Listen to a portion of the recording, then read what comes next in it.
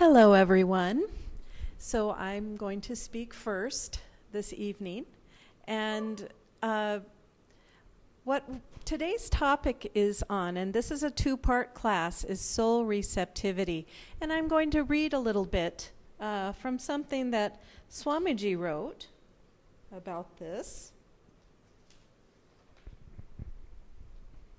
First, I'm going to read from the Bhagavad Gita, a very important part of the Gita that talks about this. And then I'll read a little bit from what Swamiji commented on this. So this is from the 10th chapter, the 10th and 11th stanzas. To those who are ever attached to me and who worship me with love, I impart discernment, by means of which they attain me. Out of my love for them, I, the divine within them, set alight in them the radiant lamp of wisdom, thereby dispelling the darkness of their ignorance. And here's a wonderful thing Swamiji wrote about this. He wrote, as spiritual aspirants, we must open ourselves to receive God in ourselves. The Bhagavad Gita shows us the way in this chapter. The spiritual aspirant can receive God truly in himself who practices attachment to him instead of to the world, who lovingly worships him as a means. Sorry, I've got to turn the page. As a means of driving out of the heart all worldly infatuation, who holds fast to an attitude of mental openness and humility, in which soil alone, discriminative wisdom or discernment can flourish, who invites God's light into the darkest corners of his being, and who above all surrenders to the infinite love.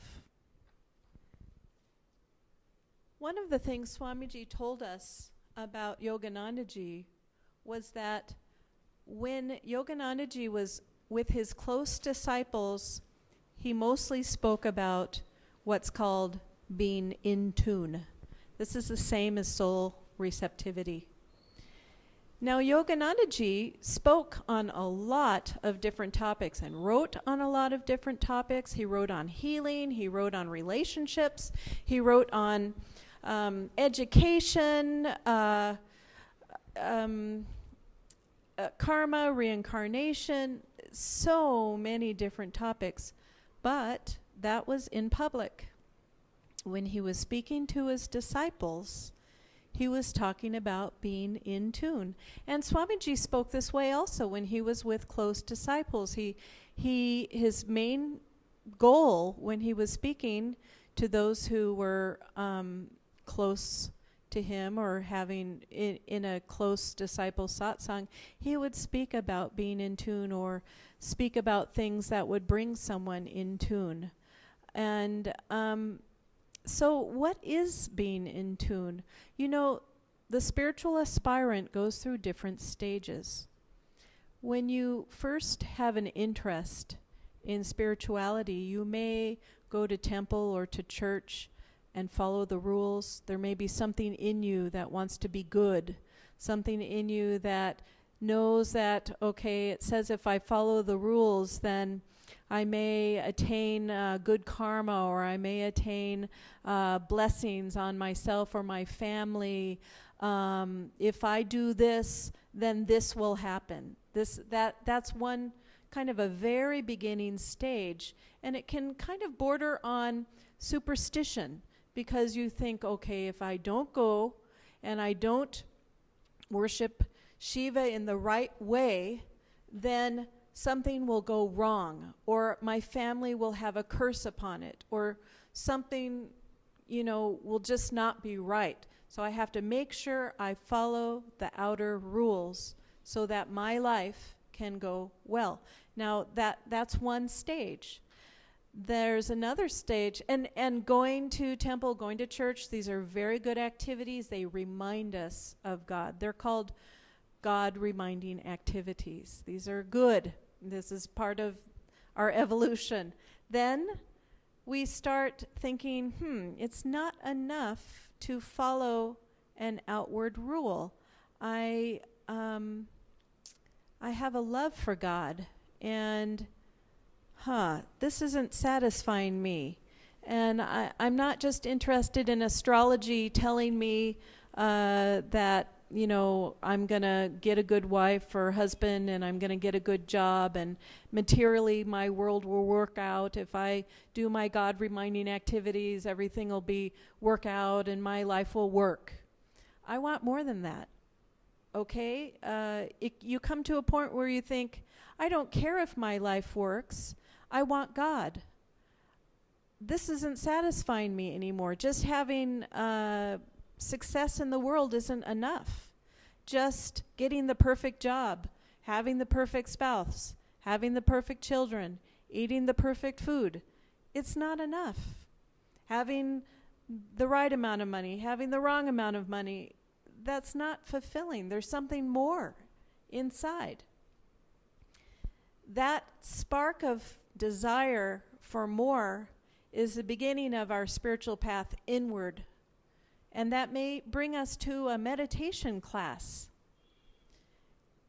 And we take that meditation class and we realize that when we meditate, suddenly we have these experiences that are different from when we just were outwardly worshiping God. Different from just saying a mantra, hoping the mantra works and brings the blessings. Instead, in meditation, we may receive an intuition that tells us what that mantra really means. We may receive an intuition that tells us what a certain Shiva Lingam really means. We may suddenly think, okay, I've been doing this all on my own. I'm having experiences now. I think I actually need a teacher. So we start going to class. We have a teacher, and the teacher gives us information. We may learn meditation techniques. We may read spiritual books, and the mind is digesting all of this information. And something is feeling good in the heart too, but we're just receiving this information. And then still, it doesn't feel like enough. And so then, as many books will quote, when the student is ready, the teacher appears. Yoganandaji said, those who come to classes are students. Those who go deeper are disciples. Even if a student can take discipleship, but not be a close disciple who's going to go much further if they don't develop discernment, intuition, and that deep love. You can't think your way to this receptivity. You just can't. And Swamiji even writes about how soul receptivity is a special thing that comes to someone who is ready to receive a divine spark or divine grace that might come from our guru. And it's that receptivity that attracts a guru who knows God. And we can't think our way to that receptivity. That receptivity becomes grown. We have to get out of the thinking that the spiritual path is just 1 + 1 = 2. We have to stop thinking that, okay, I meditated 30 minutes in the morning and I meditated 30 minutes at night. Now give me my blessings. It doesn't work that way. Those blessings may come even if you don't meditate 30 minutes in the morning and the evening, but you are attuned. Being attuned is the most important thing. Of course, we want to do our practices. Even someone who comes, takes all of our meditation classes, meditates an hour and a half a day, can still not have that receptivity yet, even though they have Kriya Yoga. However, through sincere practice, through Nishkam karma of not being attached to the outcome of our practice, through deep, deep cultivation of love for God and for Guru, then the receptivity comes. Now, some people, we see them when they come to our center. Some come to our center, and you can see they already have soul receptivity. It's as though they've already, maybe in a past life or this life, developed some level of intuition. In fact, those students you don't even have to talk a lot to. They are receiving on a different level.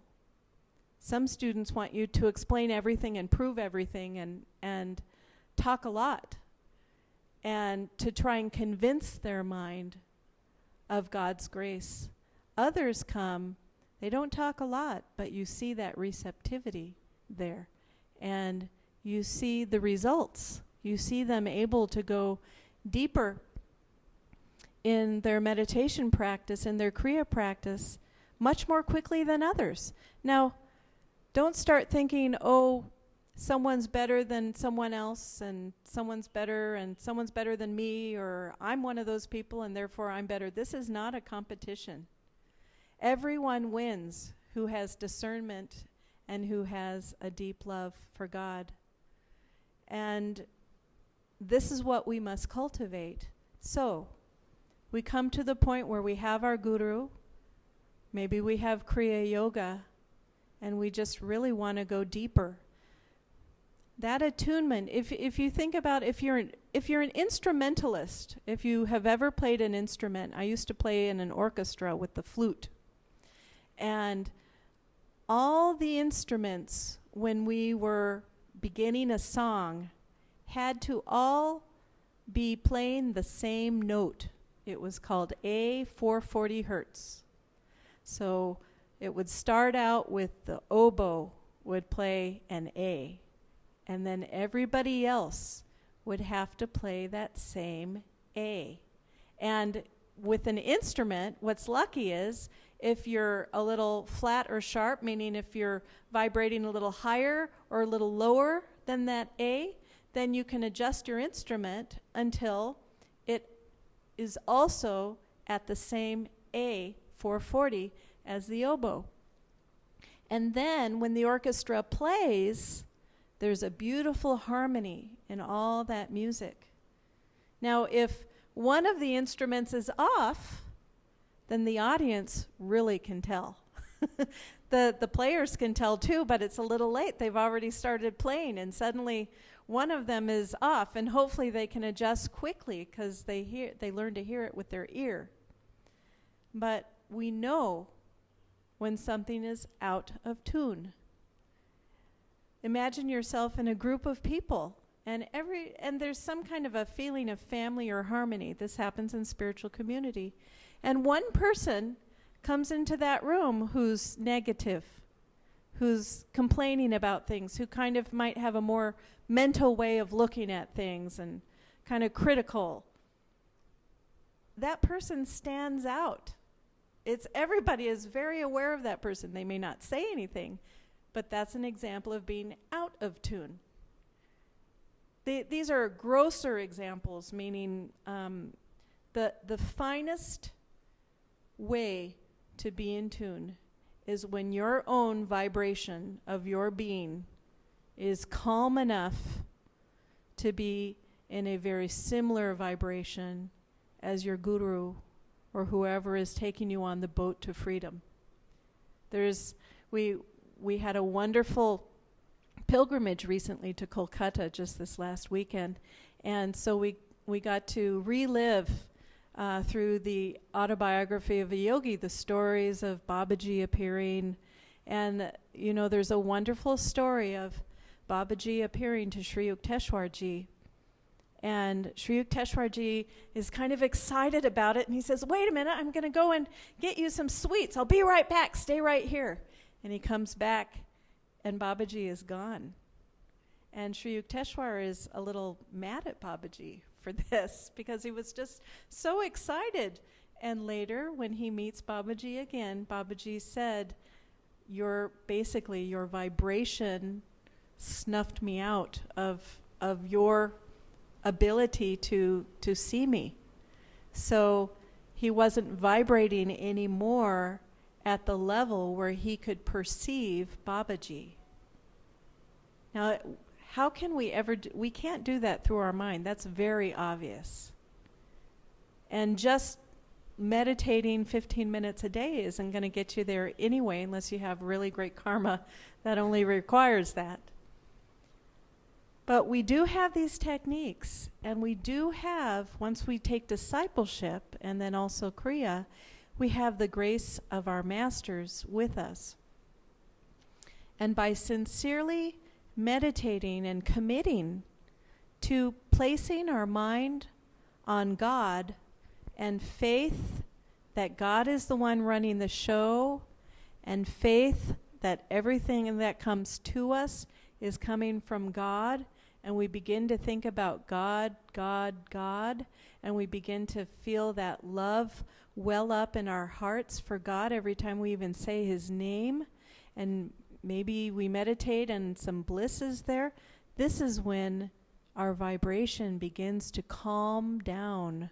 This is where we're doing our practices and our heart becomes calmer and calmer and calmer, and then our perception becomes deeper and deeper. And this is how we get that perception. We can't think our way to it. We can put our mind, of course our brains have to think. That's what the brain is for. But let's give the brain some good food to think about. And then, some of us may not be there. That's why we talk about the gunas in level 2. We talk about tamasic, rajasic, and sattvic guna. We talk about the different levels of agitation, basically. How when someone's in a sattvic mode, they're going to want to think about God. When someone is in a tamasic mode, they can't even think about God. And then rajasic, the raja guna, is really not even a guna itself, but the means by which going from tamo guna to sattvic guna. So, but when someone is in a rajasic state, they might have a lot of energy to be able to work, to do a number of things, but it has to be directed. That energy has to be directed towards God and through our meditation practices.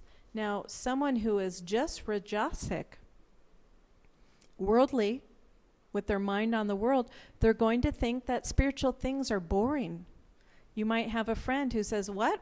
Why would you ever want to meditate? It's so boring. All you're doing is sitting there. The TV isn't on, the radio's not on, I'm not on my computer, I'm not on my phone, I'm not talking. How boring." But those of us who have found we've done a lot of that stuff, it doesn't bring us any closer to God. You want to do those godly activities. You want to. There's a desire in your heart to do that. There's a desire in your heart to find peace.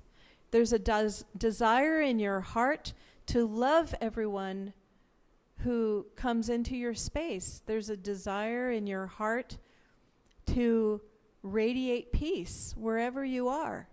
There's a desire in your heart to be harmonious with whatever your guru tells you to do. You can't think your way to those states.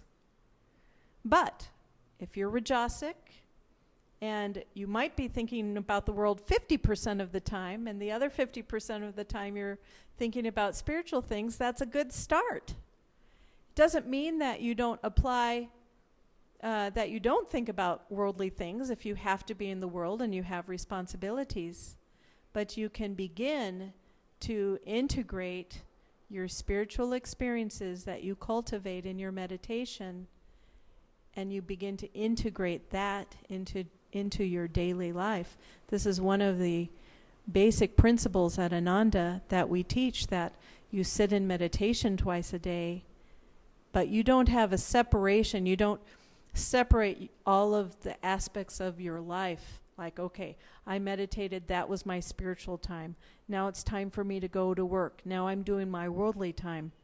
Instead, whatever we cultivated, that peace we cultivated in meditation, that joy we cultivated, we have to learn to take that peace, that joy, that experience of God into our daily life and learn to channel as karma yogis what God wants us to do even when we're doing mundane worldly activities. This is again one of the main aspects of the path of Kriya Yoga. And it's by using what we cultivate in meditation in daily life that also helps us to uplift the worldly duties that we have and spiritualize them. And then we can spiritualize relationships. We can spiritualize our relationship with money. We can spiritualize our jobs. We can spiritualize our friendships. We can spiritualize everything by taking what we've cultivated in meditation and bringing that vibration with us into daily life. It's not easy. It's very easy to get pulled off. You know, we come out of our meditation, we feel really great, we're determined to just radiate love for the whole day, and then we get in our car and someone cuts us off and we've lost the peace. Well, this is why we just keep trying and trying and trying. And then we make some progress. And then we try more. And we're going deeper and deeper. And the mind cannot comprehend where that spiritual progress is. So remember also the decision to integrate spirituality into your daily life and to uplift your vibration is very much supported by God and Guru. When you decide to do that, you're going to have help from God. When you decide to uplift your vibration and, you know, put your money where your mouth is by doing it, then God comes and reaches and pulls you up even farther. It's a spiritual law. So he wants us to go from that rajasic state to the sattvic state. He wants us to. And when we've got enough rajasic sattvic energy, not just rajasic stuck in the world, but rajasic sattvic energy, then we have this hope of making it more and more sattvic while fulfilling our earthly duties, worldly duties. So I think I'll leave the rest to Dharmarajan, and we will talk more next week. God bless you. Could you hand me that first page?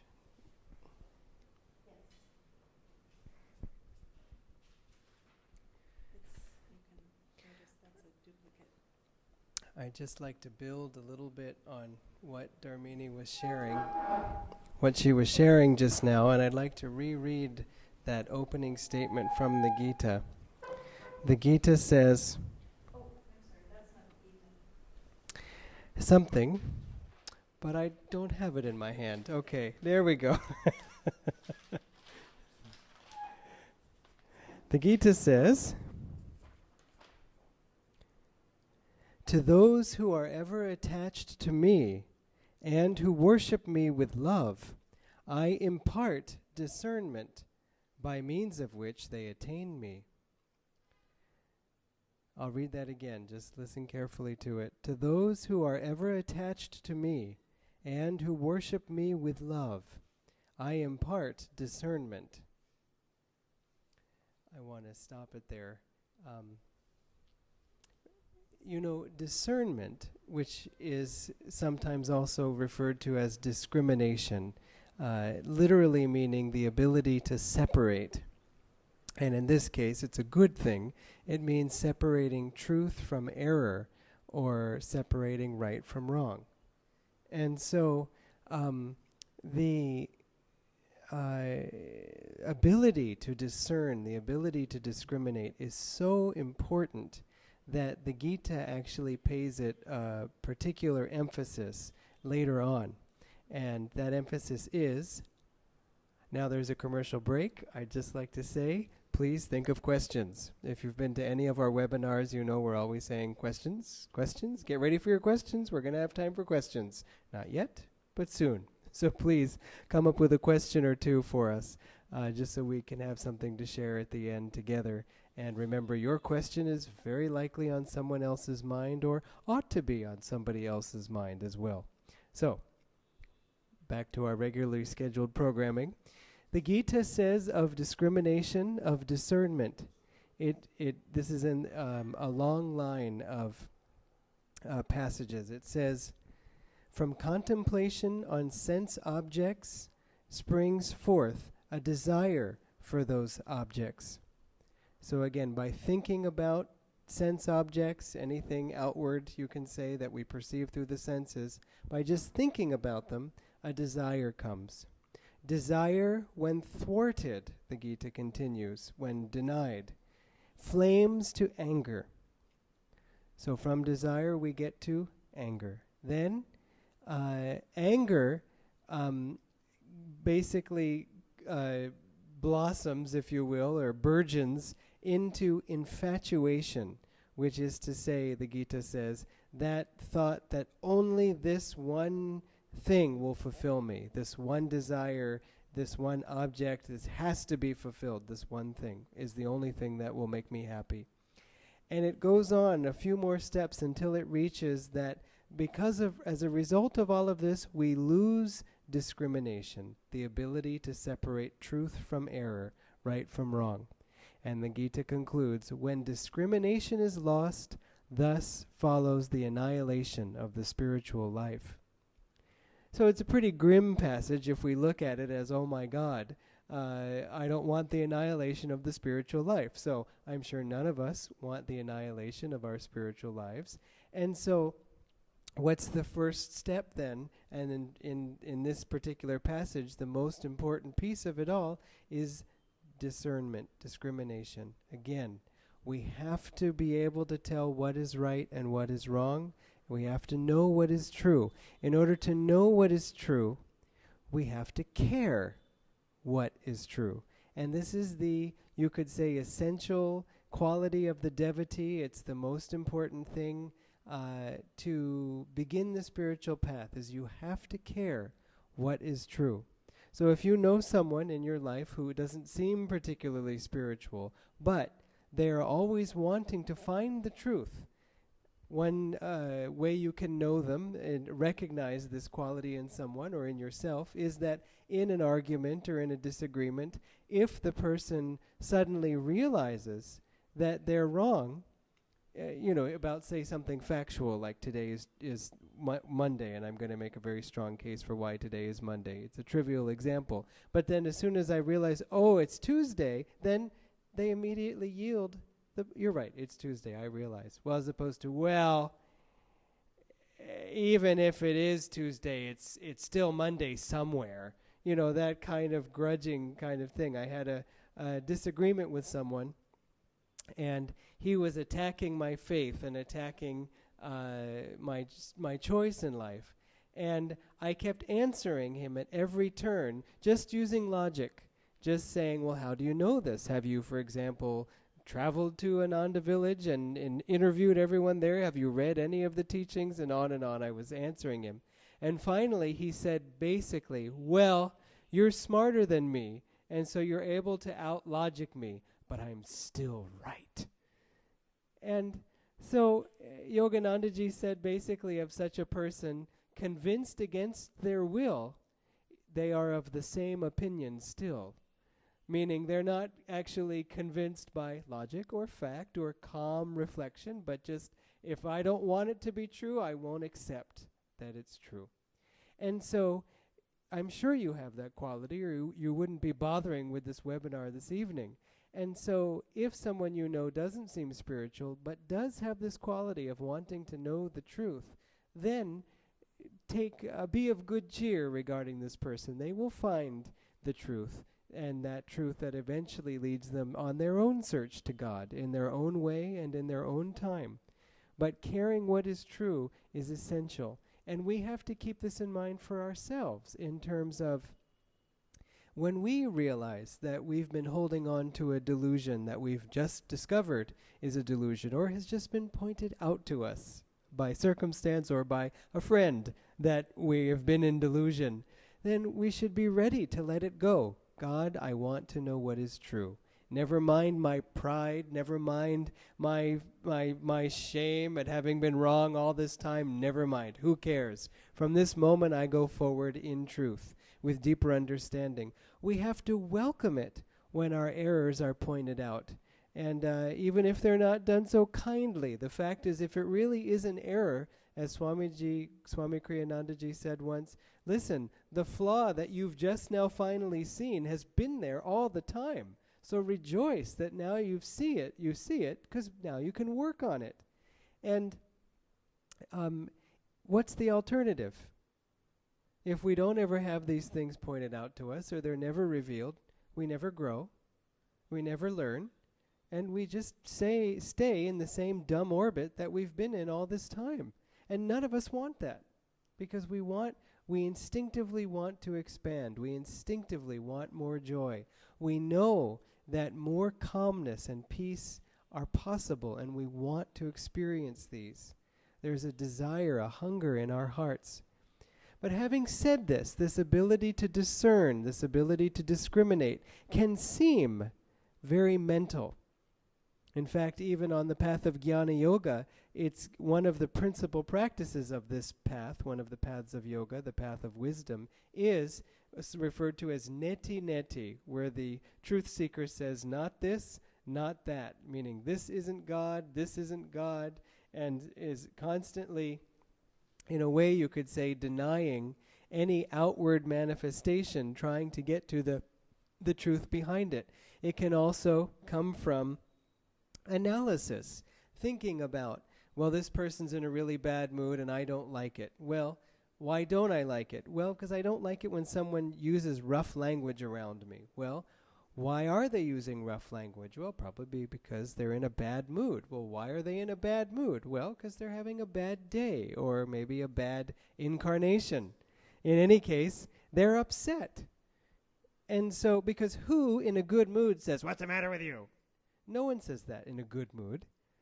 And so if someone is saying, "What's the matter with you?" then they must not be in a good mood. And suddenly realizing the person is not in a good mood makes me feel compassion. Why aren't you in a good mood? Or, I'm sorry you're not in a good mood. I'm sorry it's been such a rough incarnation, and so on. And so suddenly the heart opens. What can I do to try to cheer the person up? Never mind that they're firing bullets at me.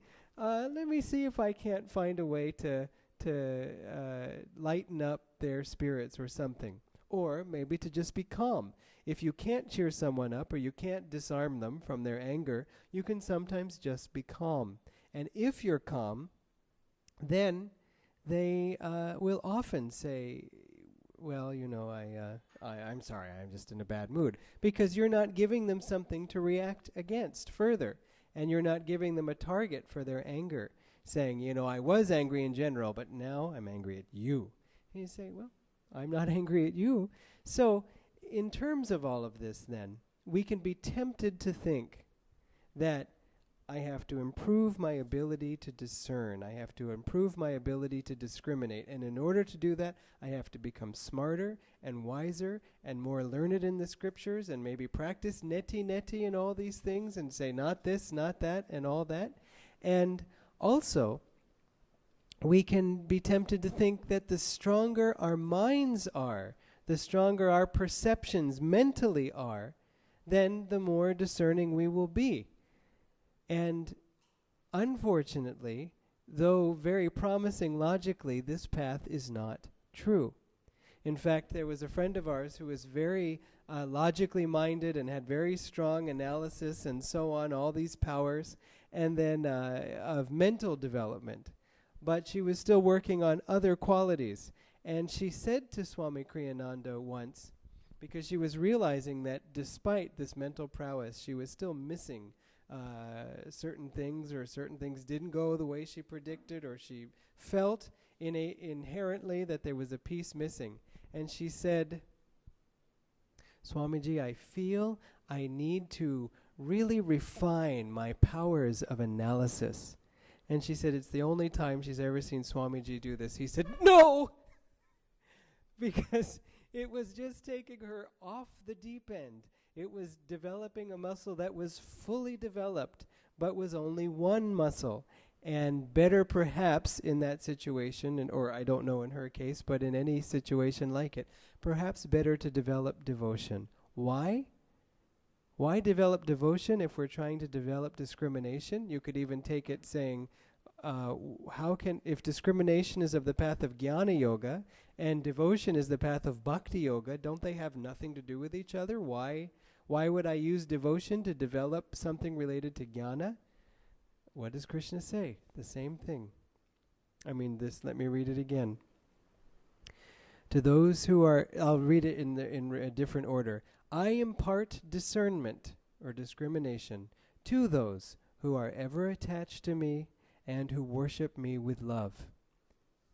He doesn't say those who love me develop discernment of their own accord, or those who love me, I drop a bunch of knowledge into their head, or to those who love me, I hand them the secret books and leave the secret books under their pillows for them to study.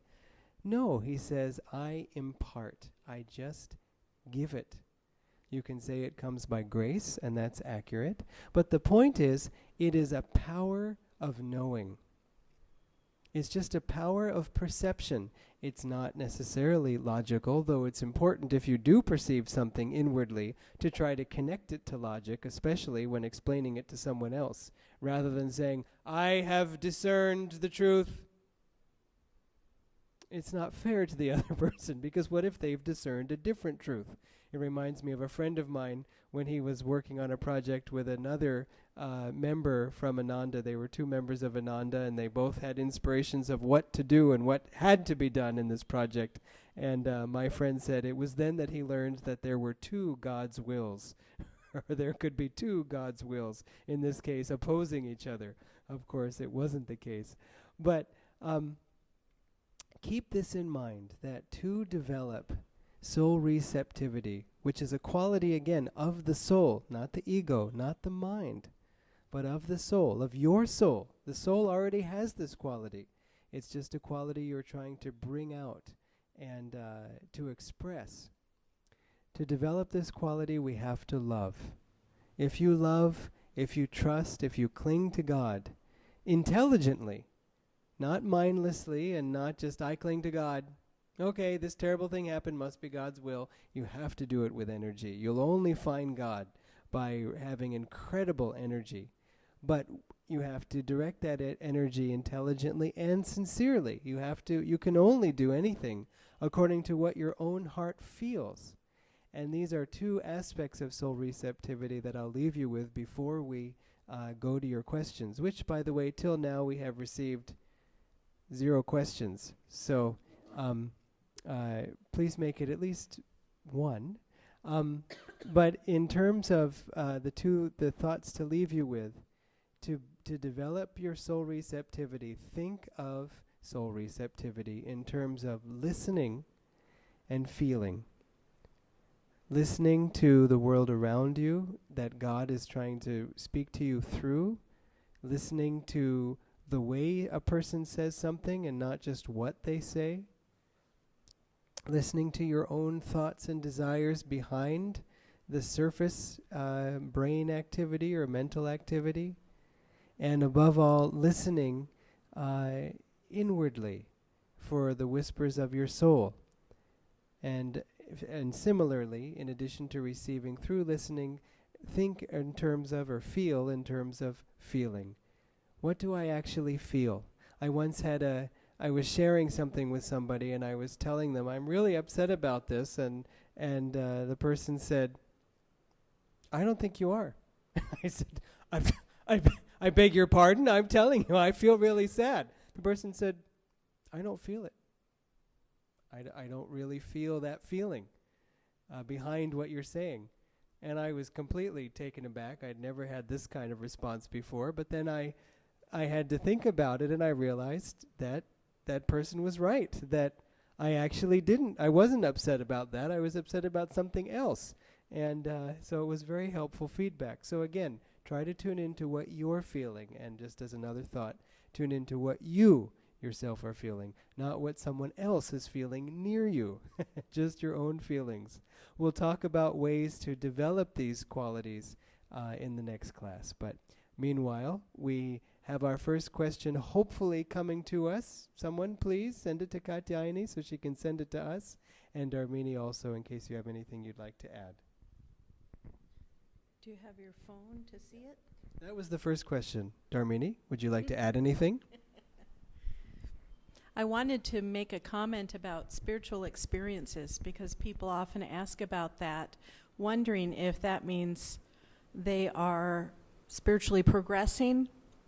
And I would think one would wonder whether that is a form of soul receptivity.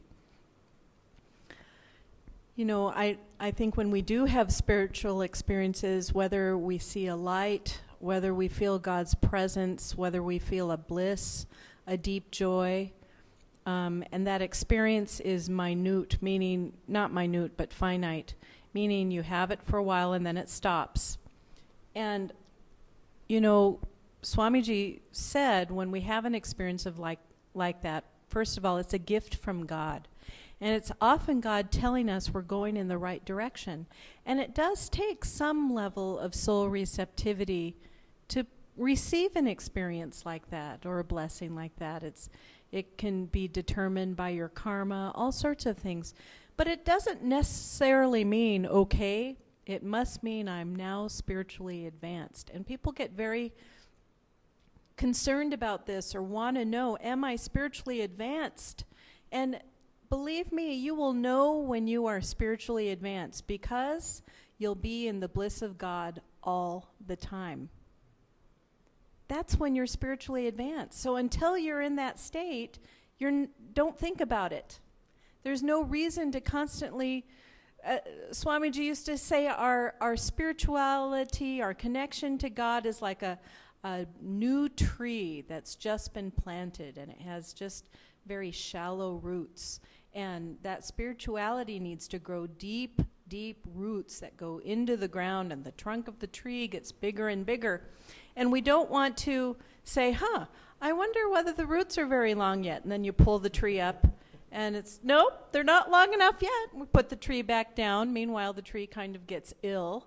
But there's no need for us to continuously ask, I just had a spiritual experience. Does that mean I'm spiritually advanced now? You know, first of all, that excitement is not the calmness that's going to help you perceive Babaji someday or perceive the bliss of God someday. That level of excitement, wow, I just had an experience. That's not a calmness. You know, when you have an experience, the best thing to do is to go inward. Do we have a question yet? No. Not yet. Okay, no questions. When you have an experience, what you want to do is go inward with it, meditate with it, and feel the love and gratitude in your heart for having that experience. And offer that love and gratitude back to God for giving it to you. That's the way to go deeper with an experience. Write it in your journal. It's a real experience when the feeling of it lasts a while. And when you think about it, when you think back on it from the future time, and you can tune into that same feeling again, then you know it's a real spiritual experience. But that's between you and God. And you can't go deeper in that experience if you're telling everyone about it and trying to show people, guess what? I am spiritually advanced. I thought so, but now I've had this experience and it proves I'm finally spiritually advanced. Well, feel free to, worship me as your guru or whatever. Usually it's our ego that does that. And what do we all want? We all want to be loved and adored. In actuality, we want to be loved and adored by God, but it gets kind of confused. And so then we seek that love and adoration from others. It can come from many reasons, but ultimately humans want to be loved. They want to be adored. So that's why someone's ego can get off and say, oh, now you can really think I'm great because I'm very spiritually advanced. I just want to tell you. Spiritually advancedness speaks for itself. We were around Swamiji. He was spiritually advanced. We felt his presence before we saw him when he entered a building. I remember many, many times whenever he would give a lecture, suddenly you would want to meditate and sit up very straight. And you knew that feeling that just happened was Swamiji entering the building. His aura was very, very large. I would call that spiritually advanced. So remember, though, God is giving encouragement when he gives an experience, and you can use that experience to gain a deeper soul receptivity. So use it in that way. Don't let the mind engage and think about advanced or not advanced, or progressed or not progressed. Don't think about that. Say, wonderful. God gave me this feeling of bliss. Okay, I'm not going to tell anyone because they won't even know what that means anyway, because it's my experience, which is individual to me. And I'm going to now pray about it. I'm going to give gratitude for it, and maybe someday I'll feel it again. But I'm going to keep it quiet. I'm going to keep it calm in my heart. And Yoganandaji wrote, I am the bubble, make me the sea. And he would talk about when you feel a little bit of bliss, think of it as in a bubble, and you blow on the bubble, and the bubble gets a little bit bigger and a little bigger. He didn't say swat at the bubble and bring it to you or anything like that. He said in a very subtle way, blow on that, give a puff onto that bliss and allow that bliss to just expand and expand. That's a very subtle thing to do with an experience. So think subtleness, think subtlety, think going inward, think deepening your vibration, and it'll happen. Well, we have an apology to offer. I just got about 12 texts from Katyayani said, are you not receiving the questions? I just got them just now, and you'll have to forgive us this whole time. I was thinking of resorting to desperate measures and calling out, Abhijit, do you have a question? Agnel, do you have a question? But it turns out there have been so many questions, but they didn't suddenly come through until now when we're out of time. Well, we can answer these next week. What we'll do is we'll begin by answering these questions next week. So very good questions, by the way. Yeah. So the joke's on us. You'll and have to tune in next week and be in tune. So let's just close with a prayer. Why don't we close with a healing prayer? Please visualize anyone you know of in need of healing.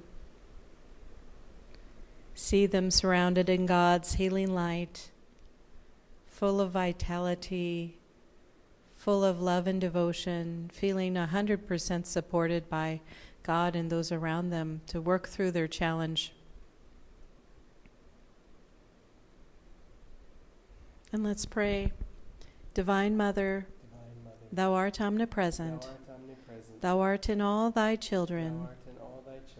Manifest Thy healing presence in their bodies, in their minds, and in their souls. And we'll rub our hands together and then chant Om 3 times. Om.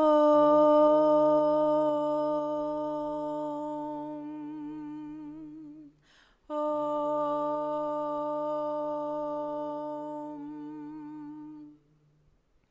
Om.